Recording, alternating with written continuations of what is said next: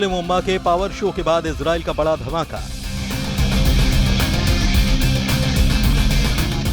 Double front पर बमबारी कर नेतन्याहू का 57 देशों को चैलेंज।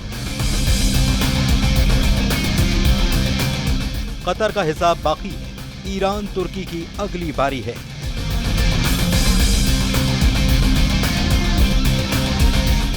उनतीस सितंबर, अरब की नेटो से ट्रंप का एनकाउंटर।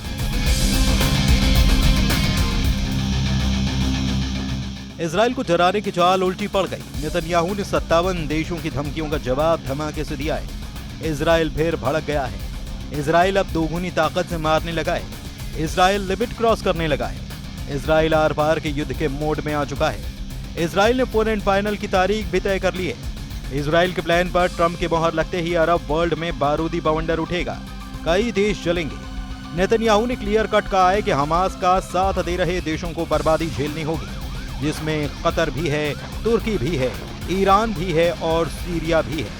कतर को नेतन्याहू अब भी बख्शने को तैयार नहीं है, जबकि ट्रंप ने ये गारंटी ली कि कतर पर दोबारा हमला नहीं होगा। आखिर कतर से इजराइल कट्टर दुश्मनी निभाने पर क्यों तुल गया? क्यों कतर का एक एक कदम नेतन्याहू का दिमाग गर्म करता जा रहा है? इजराइल के हमले के बाद जिस तरह से कतर ने मुस्लिम देशों की लामबंदी की, जिस तरह से इस्लामिक शिखर सम्मेलन से इजराइल को एटमी धमकियां दी गई, जिस तरह से कतर के अमीर जॉर्डन पहुंचे, वो इजराइल को नागवार गुजर रहा है। कतर के अमीर शेख तमीम बिन हमद अल थानी ने जॉर्डन के किंग अब्दुल्ला II और क्राउन प्रिंस हुसैन अब्दुल्ला से मुलाकात की है। जॉर्डन खाड़ी का अकेला देश है जिसे इजराइल का हिमायती माना जाता है, लेकिन अब कतर जॉर्डन को अपने पाले में लाने की कोशिश शुरू कर दी है। खाड़ी में जॉर्डन इजराइल का इकलौता कवच कहा जाता है। जब भी इजराइल पर हमला हुआ, जॉर्डन ढाल बना। अप्रैल 2024 में जब ईरान ने इजराइल पर मिसाइलों की बौछार की, तब किंग अब्दुल्ला ने अपनी एयरफोर्स इजराइल को बचाने में लगा दी। अब उसी जॉर्डन को कतर के अरब के नेटो में शामिल करवाने की कोशिश की जा रही है। जाहिर है कि नेतन्याहू यह कतई बर्दाश्त नहीं कर सकते, इसलिए उन्होंने कतर पर दोबारा हमले से इनकार नहीं किया। नेतन्याहू ने यह भी साफ किया कि इजराइल सभी फ्रंट पर दुश्मन के खात्मे तक बारूद बरसाता रहेगा। गजा से सना तक बारूदी कोहराम मचा है। इजराइल दुश्मनों को मातम मनाने का मौका भी नहीं दे रहा। यमन के सना में जब हूथी लड़ाके 30 ताबूतों के साथ गम में डूबे थे, जब अंतिम संस्कार हो रहा था, तभी इजराइल ने हमले का 2nd राउंड शुरू कर दिया। हूथी फाइटर्स के चीथड़े उड़ाने के लिए इजराइल ने मिसाइलों की बौछार कर दी। हमला हूथी लड़ाकों के गढ़ कहे जाने वाले होदेदा पोर्ट पर हुआ। इजरायली सेना ने भीषण बमबारी कर बंदरगाह को जला डाला। यमन से अब दूसरे वॉर जोन में चलिए। गजा में टैंक दौड़ रहे हैं, बारूदी गोला दाग रहे हैं। हर तरफ सिर्फ मौत ही मौत है, और जो लोग टैंक की मार से बच रहे हैं, इजराइल उन्हें जंगी जेट से मिसाइल दाग कर भस्म कर दे रहा है। सिर्फ 24 घंटे में इजराइल ने गजा से 4 लाख लोगों को खदेड़ कर बाहर कर दिया। इजराइल ने गजा सिटी में ग्राउंड ऑपरेशन यानी कि जमीनी हमले से हाहाकार मचा दिया है। इजराइल का मकसद गजा सिटी के उन इलाकों में घुसना है जहां पर हमास के कब्जे में अब भी कई बंधक होने की आशंका है।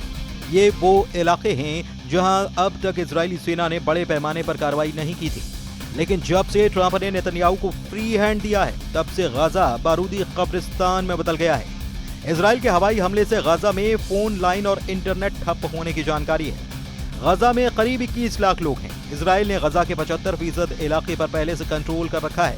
फिलहाल गजा में हमास के पास 50 बंधक हैं। अनुमान है कि इसमें 20 बंधक अब भी जिंदा हैं, जबकि 28 मारे जा चुके हैं। इजराइल बंधकों की रिहाई के लिए अब देर करने के लिए तैयार नहीं है। इजराइल ने पिछले महीने यानी अगस्त में गजा सिटी पर कब्जा करने की प्लानिंग को मंजूरी दी थी। इसके तहत करीब 60,000 रिजर्व सैनिकों को वॉर जोन में बुलाने के आदेश जारी किए गए थे। प्लान के मुताबिक गजा सिटी पर कब्जे के अभियान के लिए कुल 1.30 लाख सैनिकों की तैनाती की गई। पहली खेप में 2 सितंबर को करीब 40-50 हजार सैनिक फ्रंट पर भेजे गए। दूसरी खेप नवंबर, दिसंबर और तीसरी फरवरी मार्च 2026 में जरूरत पड़ने पर बुलाई जाएगी। नेतन्याहू ने इस मिशन को गिदोन्स चैरियट्स भी नाम दिया है। गजा युद्ध का फैसला करीब करीब फाइनल है। हमास के बचने की कोई उम्मीद नजर नहीं आती, क्योंकि प्रेसिडेंट ट्रंप ऐसा ही चाहते हैं। ट्रंप ने 29 सितंबर को नेतन्याहू को एक बार फिर से तलब किया है। व्हाइट हाउस में ट्रंप और नेतन्याहू की मीटिंग बंधक रिहाई के साथ कतर पर भी होगी। नेतन्याहू संयुक्त राष्ट्र महासभा में संबोधन के 3 दिन बाद ट्रंप से मिलेंगे। नेतन्याहू को प्रेसिडेंट ट्रंप ने फोन कॉल कर मुलाकात के लिए कहा है। ट्रंप के दूसरे कार्यकाल की शुरुआत के बाद से व्हाइट हाउस में नेतन्याहू के साथ उनकी ये चौथी मुलाकात होगी। ट्रंप से मीटिंग में नेतन्याहू कतर की कारगुजारियों का सबूत भी पेश कर सकते हैं। कतर को इजराइल, तुर्की और ईरान की तरह ही लड़ाका ग्रुप का सरगना मानने लगा है, क्योंकि कतर पर हमास के साथ कई टेरर ग्रुप को समर्थन देने का पता लगा है। कतर चैरिटी के अल कायदा को वित्तीय सहायता पहुंचाने के पुख्ता सबूत इजराइल ने जुटा लिए हैं।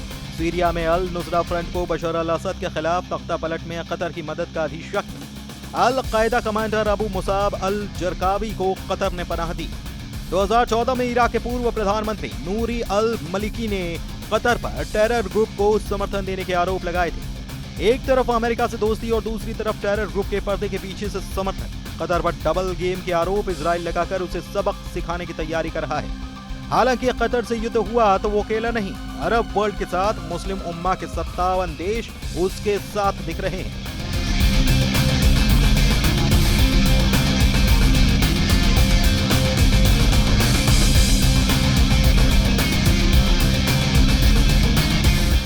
आर्थिक रूप से मजबूत अरब देश कहा जाने वाला कतर है तो बहुत छोटा, लेकिन हथियारों के मामले में सबसे बेहतरीन वेपन सिस्टम से लैस है। कतर के पास 36 रफाल फाइटर जेट हैं। कतर के पास 24 यूरो फाइटर टाइफून जेट हैं। कतर के पास 37 F-15 ईगल लड़ाकू विमान हैं। और ये ताकत कतर को अरब देशों में सबसे ज्यादा मजबूत एयरपोर्ट्स भी बनाती है। लेकिन सवाल वही कि क्या कतर इजराइल को जवाब देगा या फिर वो शुरुआती रिएक्शन के बाद खामोश बैठ जाएगा। इजराइल ने हमला करके दिखा दिया कि उसके दुश्मनों के लिए कोई जगह सुरक्षित नहीं।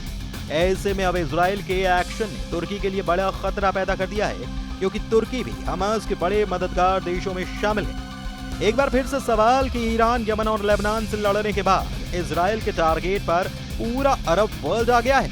और अब इस युद्ध में बाकी अरब देश भी क्या कूदेंगे, क्योंकि सऊदी अरब ने भी कह दिया है कि वो कतर के साथ खड़ा है और कतर के लिए वो अपनी पूरी ताकत का इस्तेमाल करेगा।